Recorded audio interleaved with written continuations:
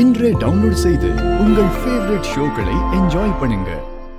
ஏங்க சொல்லுங்க, யாருங்க நீங்க? என்ன வேணும் உங்களுக்கு? நீதான் வேணும். ஆதியோட பொண்டாட்டி தானே நீ? அன்னைக்கு நீ தானே கோயில்ல அவருக்கு கயிறு கட்டின? எனக்கு தெரியும்.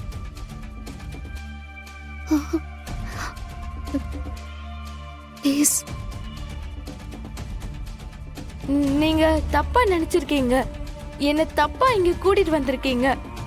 அன்னைக்கு எனக்கு ஒரு வேண்டுதல் இருந்தது, அதனால எல்லார் கையிலயும் கயிறு கட்டுனேன். இப்படி எல்லாம் சமாளிச்சா எனக்கு ஒண்ணு தெரியாதுன்னு நினைச்சியா? எனக்கு எல்லாம் தெரியும். சொல்ல போனா உனக்கு நல்லது பண்றதுக்காக தான் நான் உன்னை கூட்டிட்டு வந்திருக்கேன். நீ இப்படி அமைதியா இருக்கிறதுனால நான் உன்னை நம்பிடுவேன்னு நினைக்காத. இந்த மீனா கிட்ட இருந்து யாரும் தப்பிக்க முடியாது. ஒழுங்கா உண்மையை சொல்லிடு. நீங்க இன்னும் எத்தனை தடவை கேட்டாலும் நீங்க சொல்றவர் யாருன்னு எனக்கு தெரியாது. நீங்க தப்பா நினைச்சு என்கிட்ட பேசிட்டு இருக்கீங்க. நீங்க இந்த மாதிரி பண்றது ரொம்ப தப்புங்க.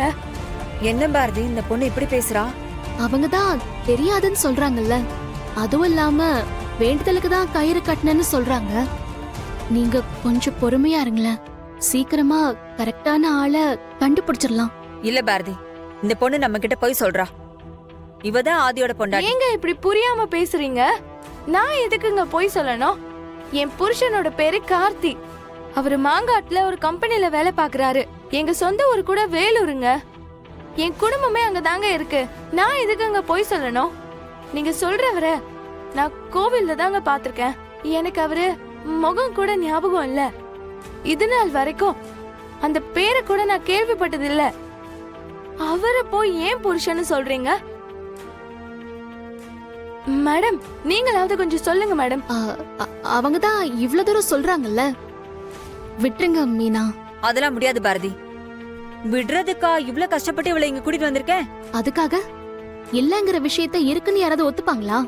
அவங்க ஹஸ்பண்ட் குடும்ப டீடைல்ஸ் எல்லாத்தையுமே சொல்றாங்கல்ல.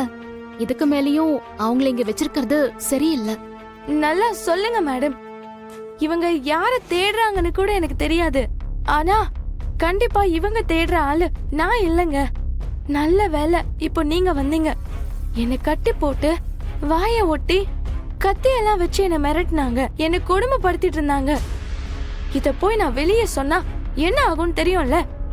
என்னை விட்டுருங்க, நான் போயிடுறேன். இவ என்ன பாரதி இப்படி எல்லாம் சொல்றா? அவங்க சொல்றது உண்மைதான். நீங்க அவங்கள அடைச்சு வச்சு கட்டி போட்டதெல்லாம் தப்பு தானே. இப்போ இவளை வெளியில விட்டா எந்த பிரச்சனையும் வராதுல்ல? வராது.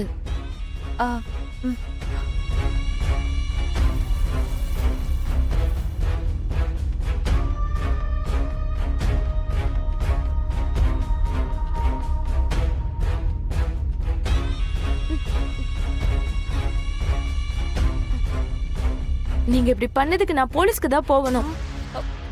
ஏதோ ஆள் மாத்தி தெரியாம பண்ணிட்டேன்னு சொல்றீங்க. அதனாலதான் பேசாம போறேன். ரொம்ப தேங்க்ஸ் மேடம்.